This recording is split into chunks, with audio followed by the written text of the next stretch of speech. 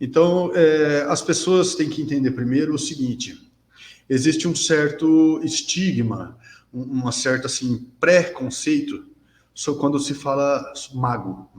Você imagina o quê? Um cara com turbante, o cara, o brasileiro é preconceituoso pra caramba, né? Ah, é um macumbeiro, você entende? Existe esse estigma, né?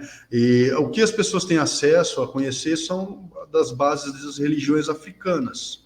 É, elas não entendem que tem muitas outras vertentes e outras coisas muito distantes disso, muito diferentes disso. Existem magos que são de vertentes europeias, no sul tem bastante, que são de descendências de famílias de bruxas de verdade, que a avó passa para a filha, que passa para a neta.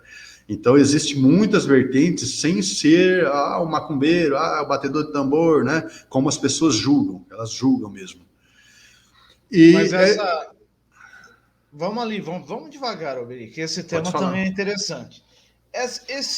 Essas magias, tipo, deixa eu falar o vulgar, mais conhecido aqui por nós aqui, né? Para quem não Sim. entende muito como eu, a macumba. Se o cara Ah, fizer uma macumba, mas por um cara que entende, tá? Não estou certo. dizendo Um alguma profissional de coisa. verdade, alguém. Alguém que é estudioso, uma vertente da magia. Seria uma vertente da magia? Essa é a pergunta. E se o bicho pega mesmo, ou se a pessoa que tiver com Deus está protegida, ou se o espírito dela for limpo, ela está protegida. Como é que funciona esse negócio de magia? Não está protegida. O bicho Mas pega mesmo. macumba é um reco-reco, é o nome de um reco-reco, que era usado em algumas vertentes antigamente, entende? Então as pessoas já denominaram o reco-reco, macumba, macumbeiro, tocador de reco-reco, né? Então já há o preconceito nos termos que as pessoas usam. Ele vai mexer com alguma vertente, obviamente, tá? Existe a diferença entre feiticeiros, um bruxo e mago. O feiticeiro, ele é aquele que aprende fórmulas e receitas, muitas vezes do avô, do tio, de alguém, mas ele não tem a mínima ideia como funciona. Mas ele faz aquele passo a passo bem feitinho, tudo, e funciona. Isso é um feitiço, tá? Um bruxo, uma bruxa, elas já são pessoas que cultuam forças da natureza, que já têm outro acesso dito espiritual, facilidades, ela se desenvolveu, ela tem um estudo avançado e tudo mais. Já é bem diferente do que seria um feiticeiro. E um mago, ele tem que ser o livre docente. Ele tem que saber por que funciona. Aquele negócio que eu estava falando para você de que milagre não existe. Tem um porquê, uma metódica, uma mecânica de como funciona. Ele tem que saber a tal modo que se alguém chegar para ele e contar um feitiço para ele, uma fórmula para ele saber traduzir como essa fórmula age para que ela funcione. Entende? Por exemplo, eu sou um cara que eu sou extremamente cético. Cético assim, eu só acredito na coisa se eu fizer e der o resultado. Eu sei que dá o resultado, mas eu não acredito nas mistificações da coisa. Eu não acredito nas coisas de forma assim, fantasiosa. Tal entidade abençoou você por causa disso, porque tem umas conversas muito assim, fantasiosas mesmo, né? Que as pessoas se apegam a isso bastante e elas acreditam nisso como verdade, né? Mas eu não, eu quero saber como é que funciona. Esse mago, ele é o livre docente. Ele sabe, é como um estudo de faculdade mesmo, você tem que saber como é que funciona.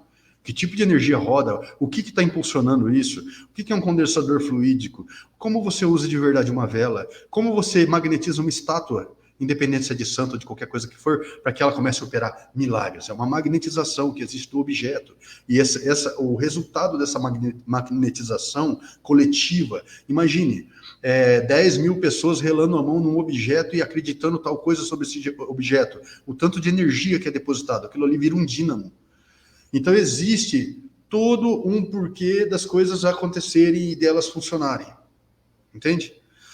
Eu vou rezar para o meu santo, eu vou pegar o santo, eu vou acender tal vela, eu vou fazer tal prece, eu vou repetir tal prece tantas vezes. Tudo isso daí, desculpa quem vai ouvir, é um tipo de feitiçaria, é uma mecânica, um passo a passo, que dá um resultado, mas a pessoa não entende por quê. Entende? Mas é uma mecânica. E quem ensinou os humanos a fazer isso, conhece essa mecânica. mistifica a mecânica para que as pessoas não entendam. Ela só tem que acreditar que aquilo ali funciona, fazer do jeito certo e vai funcionar. Sobre o quesito proteção, já é um lance assim. Vamos dizer, karmicamente. Karmicamente, todo mundo que existe, todo mundo que está vivo é devedor, tá? Esse é um tema muito complexo, muito amplo. Devedor para quem? Devedor para quê? Pagar para quê? Para você chegar aonde quando você está quitando a sua dívida? Mas vamos colocar no modo grosso. Todo mundo aqui é um devedor. Seria um pecador? Nos termos religiosos seria o pecador. Mas assim, eu digo devedor por pecados já cometidos, entende? Fora aqueles que ainda irão cometer. É o devedor já ou que tem conta a pagar. O objetivo de quem quer te salvar, que te levar para as esferas do sol ou as esferas celestes, é te purgar. Purgar quer dizer queimar você. Fazer você pagar o que você deve até você chegar no zero. Quando você chegar no zero, você está com as vestes limpas de novo. Você está lavado, vamos dizer assim. Mas isso é debaixo de muito sofrimento. E as pessoas não aceitam sofrer, elas não têm de verdade resiliência, né? Como eles adoram pregar nos Facebooks da vida. Então, o que acontece? Se alguém manda um ataque para outro alguém, esse alguém está com uma numeração enorme de dívida. Esse universo aqui é extremamente matemático, tá? Ele é matemático de verdade. E ele é financeirista. Você está lá com um X enorme de dívida. Quando alguém te lança um ataque, o próprio povo dito da luz não vai querer te proteger porque você tem que pagar isso aí, entende? Então você vai sofrer as consequências disso, inevitavelmente. Então aquele que faz, entre aspas lá, a macumba, vai ter que pagar aquilo.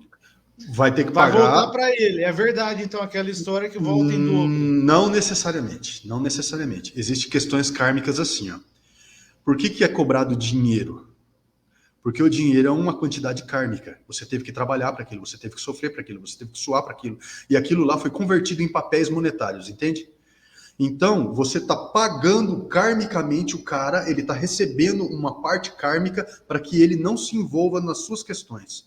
Então, quando você paga um profissional para ele fazer uma magia para você, o profissional está isento de pagar qualquer coisa. Mas quem vai pagar é você. Além do valor que você já pagou monetariamente. Então, é o dobro. Sabe o dobro? O dobro vem disso. Mas existem outras leis a respeito disso. Leis inquebráveis do universo. Por exemplo, uma lei é o arrependimento. Se você se arrepender, você paga. Se você não se arrepender, você não paga. Sabe aquela conversa de vaso ruim não quebra? Que as pessoas muito ruins demoram muito para morrer e fica muito tempo sofrendo? É porque ela não se arrepende. E eu desafio qualquer um que duvidar disso a fazer um teste. Escolhe algum evento da sua vida aí que você acha que não deveria ter feito, alguma coisa assim, e fala para o universo que você se arrepende disso. Eu, particularmente, tirei essa palavra do meu vocábulo. Eu não me arrependo de mais nada, porque eu não quero pagar nada. Entende? Mas se você fizer o teste, dentro de alguns dias ou algumas semanas, você vai sofrer um evento que é numericamente equivalente àquilo que você disse que se arrependeu. E quando você sofrer isso, aí seria como uma quitação daquilo lá, entende? Independente daquilo se é certo ou errado. Você pode se arrepender de uma coisa boa que você fez, por exemplo. Funciona do mesmo jeito. Então, se você tem essa dívida, se você se arrepender, vai zerar. E para zerar, algum evento vai acontecer. Vai, matematicamente. Para equilibrar. Exatamente. Para equilibrar isso aí. Exatamente. Então, tá. O perdão não existe. Olha que coisa interessante que eu vou falar. O perdão é muito pregado, mas ele não existe. E tanto na própria história cristã, Jesus teve que apanhar até a morte, ele teve que ir para a cruz para pagar o pecado da humanidade, para que a humanidade pudesse ser comprada com o sangue dele, para que pudesse ter direito à salvação. Então, se perdão existisse como as pessoas acreditam que existe, você me perdoa? Eu perdoo. Então, não precisava ter acontecido nada disso, entende? São leis inquebráveis do universo.